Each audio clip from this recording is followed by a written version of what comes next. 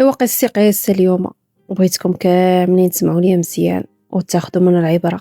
كيفاش دخلتها ودرت فيها الخير وصدقات درتي.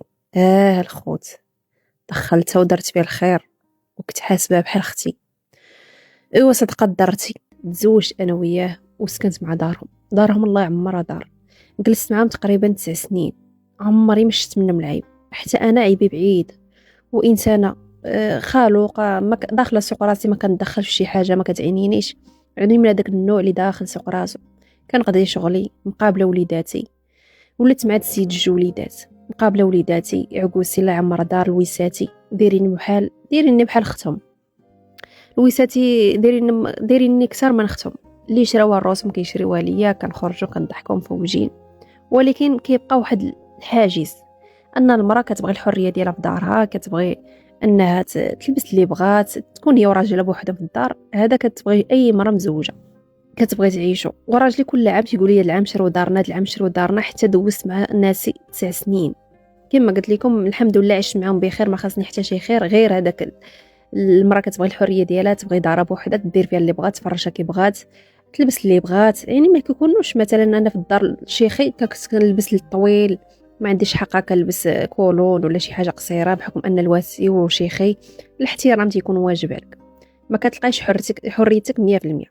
ايوا الخوت دوز كما قلت لكم 9 سنين مع دار ناسي، حتى حن عليا الله. واحد المره قال لي راجلي انا دفعت واحد البارطما وغادي نرحلوا ليها. ايوا يا ريت كون بقيت ساكنه غير مع دار ناسي، ويا ريت ما رحلتش لهداك الدار. ايوا الخوت ما قداتني فرحه، فرحت بزاف وما خليت لي من قلتها. وقلت لهم نهار ندير دار ان شاء الله كل واحد فيكم غيجيب لي الكادو ديالي. كل واحد يعني الواسي وخوتي وكل شيء شرطت عليهم انهم يعاونونا، بحكم حنا يلا شرينا الدار غير بالكريدي، وراكم عارفين الانسان على قد الحال ما يقدرش يفرش ويدير كل شيء في خطره واحده.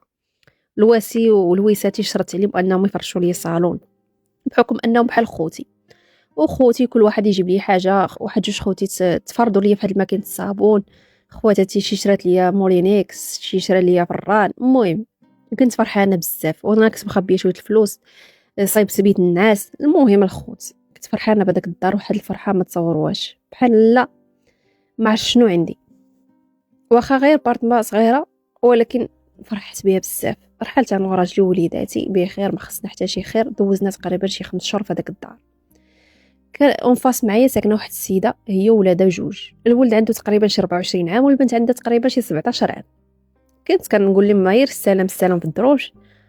شويه شويه ولات العلاقه ديالنا كتطور، ولاو كيدخلوا عندي كندخل عندهم. فاش ما تيكونش خوهم بطبيعه الحال كندخل عند الام وبنتها، تنبقى مجمع معاهم، بحكم انني غير وليداتي كنصيفطوا للمدرسه، راجلي كيمشي للخدمه، كنبقى غير بوحدي كنسالي شغالاتي، كنبغي كنتونس معاهم. هما كيجيو عندي، انا كنمشي عندهم لمده تقريبا شي 3 سنين. الخو 3 سنين، 3 سنين وانا معاهم مزيان. اللي خصتني ناخذها من عندهم واللي خصتهم هما ياخذوها من عندي، ولا كانت الام مريضه نمشي نقابلها، ولا كنت انا عيانه تجي البنت تغسل لي الماء وتجمع لي الدار. المهم عايشين بحال شي عائله. ايوا الخوت من داز هذيك المده 3 سنين وحنا على ديك العلاقه مزيان، ما خصنا حتى شي خير. الناس الله يعمرها دار، انا كنتعامل معاهم مزيان. ايوا الخوت خوهم قرر يتزوج. هذا الولد اللي في عمر 24 عام هذيك الساعه، فاش دار 27 عام قرر يتزوج. هو الخوت انا عاونتهم بطبيعه الحال، شاف واحد بنت الناس غتسكن معاهم، خوا ولا حد البيت فرشوه ليها. فاش قرب العرس عاونت المراه، صايبت معها الحلوى، وجدت معها بحال كنوجد مع اختي. لحقاش هاد السيده كانت مطلقه، والراجل ما سامح في ولادو، ما كيصرف عليهم ما حتى شي حاجه. البنت هذيك الساعه كانت كتقرا شدات الباك ومتبعه كتقرا في لافاك. ايوا جات العروسه عندهم هنا، غيبداو عندهم المشاكل. ان العروسه ما تفهمتش هي والبنت اللوسه زعما، ولاو ديما المقاتله والصداع. ديما كنسمعوا غواتهم من الدار، مره كندخل انا نفك، مره ندخل انا وراجلي، لحقاش ولاو كيتريشوا من الشعر. ايوا الخوت قلت لها عرفتي اش غديري فلانه؟ فاش ما يكونش خوك بقي تجي عندي للدار، جلسي معايا حتى يجي خوك وعاد سيري لداركم. البنت ولات كتجي عندي كتجلس معايا، كتجي في اي وقت، تجي في 10 الليل مع 9 الليل، واخا يكون راجلي ناعس يكون راجلي في الدار. المهم انا كنت حاسبه بحال بحال اختي الصغيره. المهم كرد لعقلها، كتعاوني في الدار، كتجمع معايا، كناكلوا مجموعين، كتضحك معايا، كتضحك مع راجلي مع ولادي. ايوا انا عمري ظنيت بشي حاجه اللي خايبه. والخوت جلست معايا تقريبا شي عامين وهي على داك الحال. ايوا الخوت حتى لواحد النهار غتجلسني هي وراجلي في الطبله وغيقولوا لي عرفتي شنو كاين، فلانه راه حامله. فاش قالت لي انا راني حامله ما درت حتى شي رده الفعل، ان فوا بقيت مصدومه وتنشوف فيها. انا ما طاحش ليا البال راه حامله من راجلي. فاش قالت لي انا حامله قلت راه البنت كتخرج للزنقه ياك ما تفلى على شي واحد وحملات منه.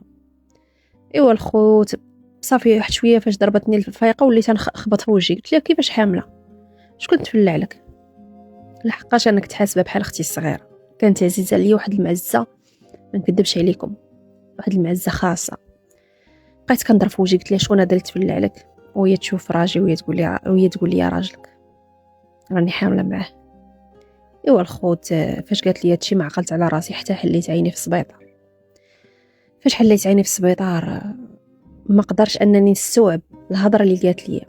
صافي خرجنا راجلي للدار، جاني بقى كيشرح ليا انتي هي السبب وانتي جايبه ليا بنت للدار وانا غرني الشيطان ودابا انا وياه على علاقه لمده عام ورحملات مني وهادشي اللي عطا الله.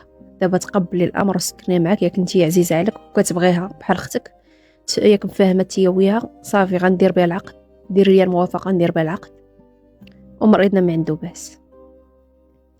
ما درت لا ما درت لا ردة فعل، ما عارت ما سبيت ما والو.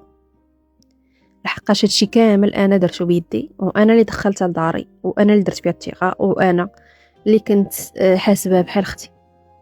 دارت فيا هادشي كامل. ايوا الخوت تصدمت واحد صدمه العمر. كنفكر انا اللي طلقت، ما قاريه ما خدامه، والديا ما فحالهمش، شنو غندي ولادي غنكرفسهم. الحل عندي الوحيد هو انني نعطي الموافقه ويتزوج بهاد السيده. ايوا الخوت بركت على نفسي، بكيت، ضربت وجهي، ندمت، ما خليت ما درت. جات امها وكتبكي وكطيح لي على رجليا وكتقول لي انت ما مصرفه فينا غير الخير وبنتي غداره وغدراتك وطعناتك في ظهرك. ما قلت لي حتى شي حاجه. ايوا الخوت اضطريت انني نعطي الموافقه، دار بها العقد وسكن معايا في الدار. ان فوا دار بها العقد وسكنات معايا في الدار السيده تقلبت 180 درجه، ولا تتحكم فيا، باغا دير هي تسيرني على يديها، باغا ديرني تحت الصباط. ولاو المشاكل بيناتنا، ولات المقاتله بالليل والنهار. المقاتله اللي كانت ديرها مع مرت خوها ولا تديرها معايا انا. فين هذيك السيده اللي كنت كنعرف، وفين هي ديك البنت الدرويشه والظريفه والمحترمه؟ فين هي؟ تقلبات السيده ودارت القرون. ملي شافني راجلي انا وياها ما مفاهمينش قال لنا قرر باش يقسم لينا الدار، واخا غير سكن الاقتصادي قال لنا كل وحده تاخذ بيت ونص صالون. يقفز جاب المعلم قسم هذيك الدار على جوج، عطاني انا بيت انا وليداتي، واحد الصويلين صغيور فيه غير جوج الحيفات وكويزينه صغيره حتى تقسمات على جوج، ما كيدخل فيها واحد من منو يدخلوا فيها جوج. صافي كمتها في قلبي وليت نبكي الليل والنهار. دار لنا جوج بيبان، هي بابا من لهي وانا بابي من هنا. لحقاش هادشي انا درتو بيدي ونستاهل انا هادشي كامل اللي درتو بيدي. صافي ولات السيده كدير لي السم، الراجل قلب عليا ولا كيمشي عندها، ولات كتجي حتى لجيت الحيط ديالي باش تسمع ليا ديك الهضره. كتبقى دير شي فعل اللي خايبين وانا كنتحك وكنتفقس وكنبكي. مرات دخلت في اكتئاب، خرج فيا الولتيز من كثره الاعصاب والشمت شمتاتني السيده ولدات بنت. صافي خرجوا لها القرون، ولات كتسمعني عليا، كتجي حتى للحيط هي وياه. كتبقى المهم راكم عارفين كتبقى تداعى فيه وتسمع ليا باش انا نتفقس. ايوا الخوت هذه حالي وهذه حالتي، عايشه العذاب الشديد. ايوا اليوم بغيت نشارك معكم قصتي، بغيتكم تنصحوني واش نصبر على وليداتي ولا نطلق. لحقاش هادشي راه ولا هادشي زاد على حده، وهادشي ما بقيتش كنستحمله. وليت تنفكر بعض المرات انني نقدر ندير فيها شي حاجه ولا نقتل راسي المهم كنتمنى اي واحد سمع قصتي يعطيني نصيحه وميم طو ياخذ منها العبره. وما ديروش الثقه، ما تبقاوش ديروا الثقه الخوت، وبارطاجيو على اوسع نطاق. وهذه هي قصتي، وشكرا لكم وسباقا وخليتكم على خير.